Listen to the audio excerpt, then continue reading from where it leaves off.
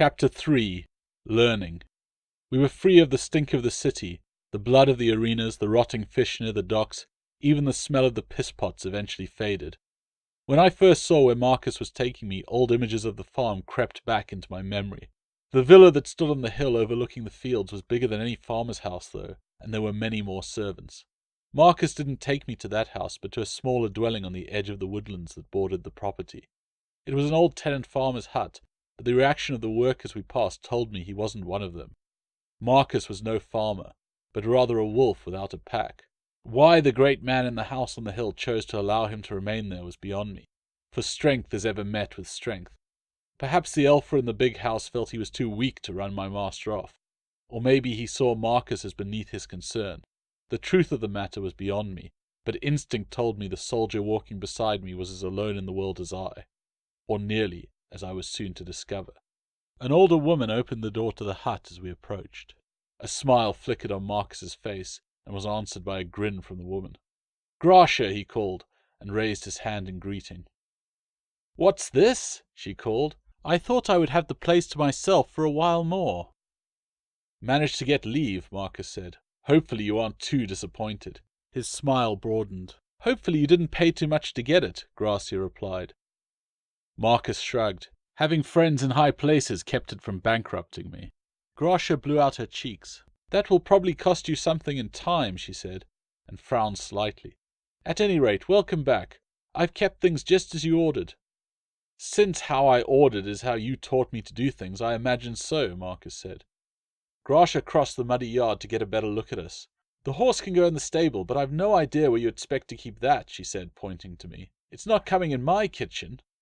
I sensed her disdain and tried wagging my tail, but there was no change in her expression. Like Marcus, this woman was all business when it came to what had to be done. "The stable or somewhere close should do," Marcus replied. "He's going to need to learn to accept such company." Marcus was right. In those days horses filled me with awe and terror. My nose told me that the behemoth was no hunter, but its sheer size was intimidating, and unlike the cart horses I could remember from the farm, this animal barely flinched when I barked or growled. Marcus's concession to my discomfort had been to walk alongside the horse. I preferred that. It felt more like pack. The woman studied me. "He's in a bit of a state." "He's still young. He'll heal. We need to feed him up is all." She raised an eyebrow. "You're going to take him with you when you go back?" Marcus nodded. "A pity. He may be a bit scruffy, but I could have done with some company around the place." I sensed the change in her tone and began to wag. "Though never in the kitchen," she added sharply. I stared up at her and kept on shaking my tail. It was Gracia who looked away first, and I caught the hint of a smile. There was some give there after all.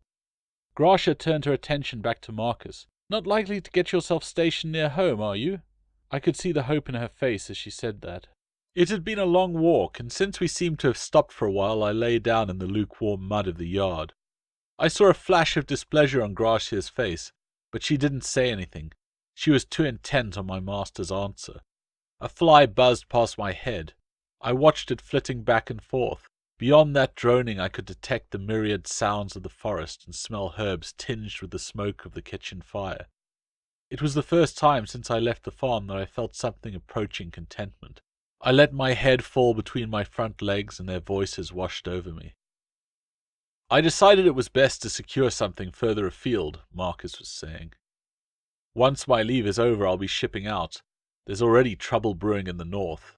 There is more to what men say than just words. I had only the dimmest understanding of what was passing between the two of them, but I could hear what lay behind their noises. The female was concerned. Marcus refused to be treated as a pup, and beyond that there was a hint of something darker, a pain I felt in Marcus but would never understand. Instinct informed me it had more to do with proximity to the elfer living in the nearby den than any discomfort with this female. I did not take Gracia for Marcus's mother, but something told me she was as near to one as the man had ever known. "You could get yourself posted somewhere closer if you wanted to, you know that," she chided. "Your father's name." "Is not mine to use," Marcus said. The muscles around his mouth tensed almost imperceptibly. "Oh, you're such an idiot. Bad enough they got Titus marching about God knows where, but you—" She let out a long breath and looked away. "This is an old conversation," Marcus said. He reached out and lifted her chin as they were looking each other in the eye. You didn't want me to go away to school either. The woman sighed. Yes, and look how you came back, head full of the Stoics' mutterings and wanting to serve the Republic. Bad enough my own son enlists, but why do you want an opportunity to get skewered by some barbarian?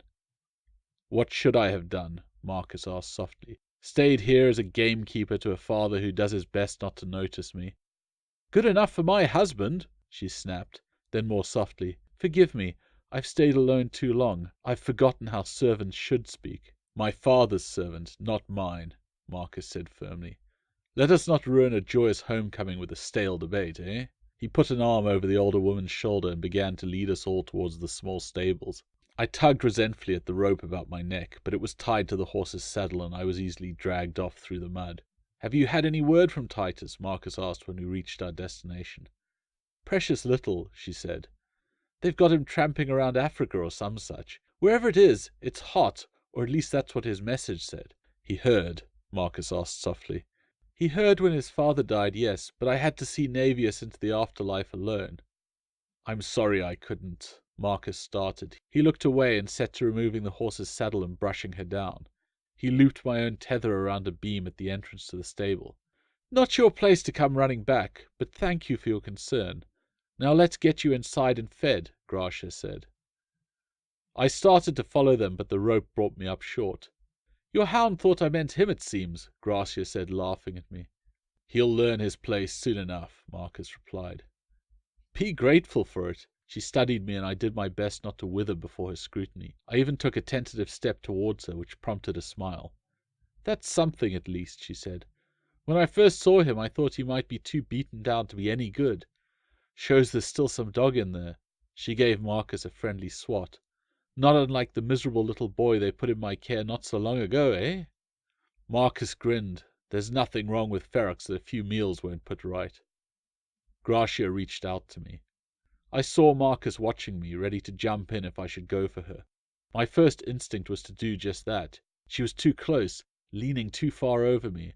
My eyes flicked to Marcus. The warning there gave me enough pause that another instinct surfaced. Gracia gave me a tentative pat, and I found myself moving closer to her.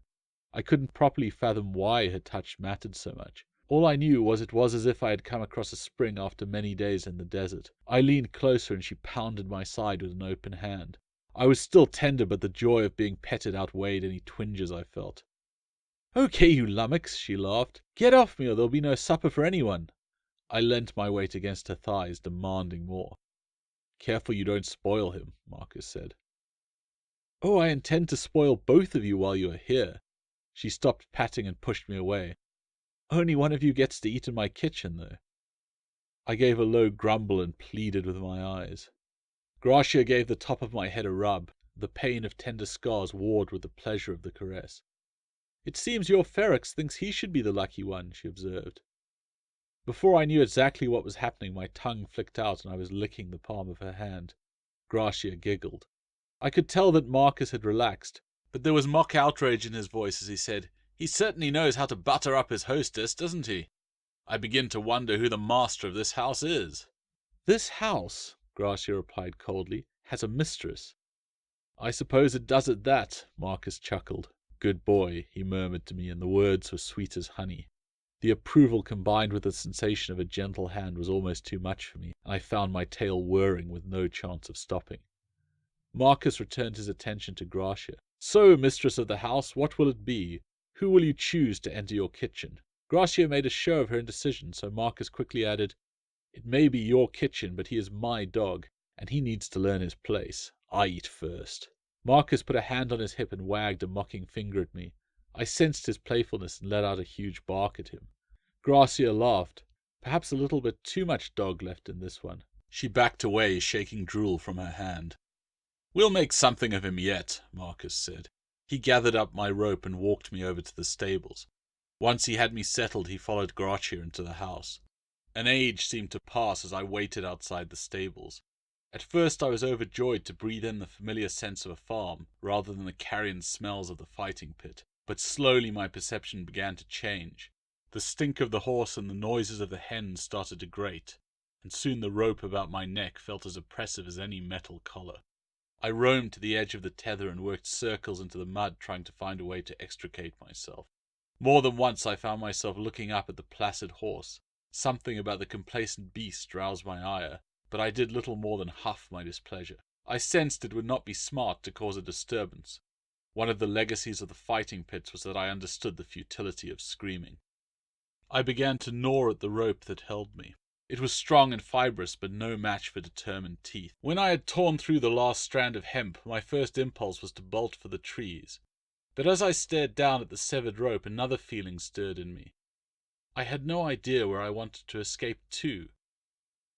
While the tether had bound me, I had felt nothing but resentment for my continued captivity.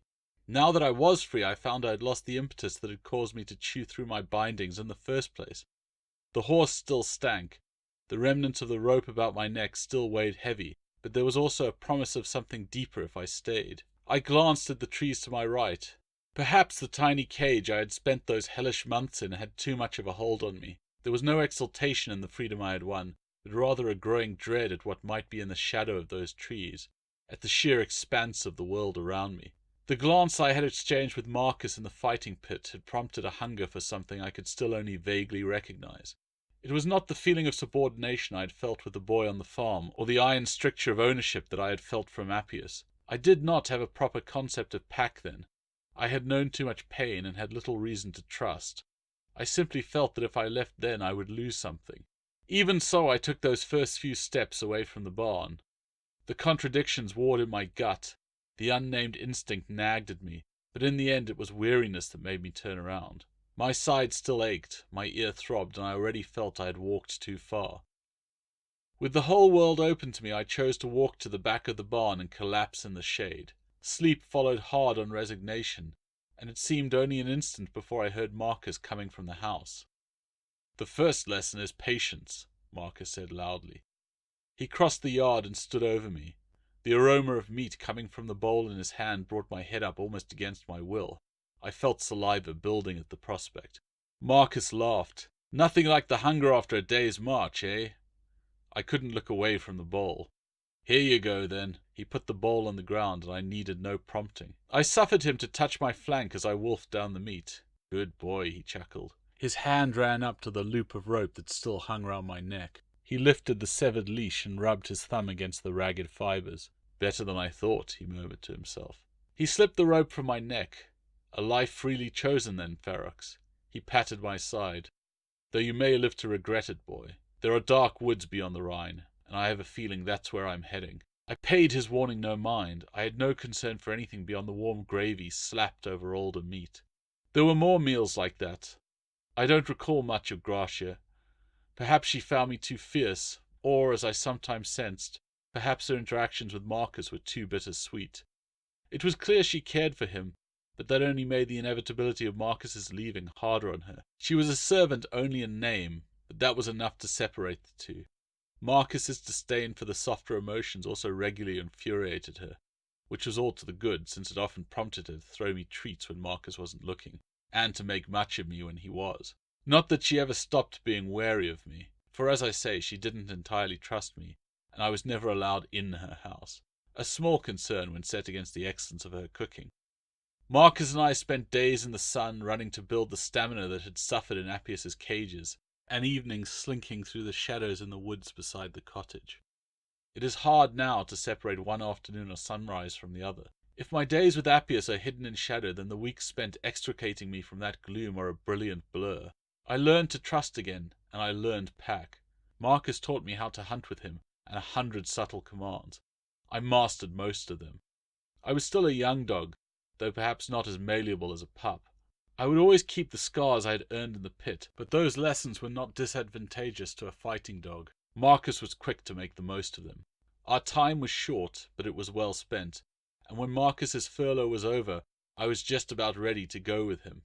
Acclimatizing to army life took longer. Marcus spent coin to excuse my actions more than once en route to his posting. I finally came to tolerate the horses and the men, the noise of a camp being raised every night, and learned to stay out of the way of the other camp dogs. Marcus was never able to make me relax enough to be at ease with them. Some memories run too deep, but it mattered little since reconnaissance duties kept us away from the main camp more often than not. By the time we reached Mogum Tiarcum I had learned my place in the world, though I had yet to discover how large even my corner of that world truly was.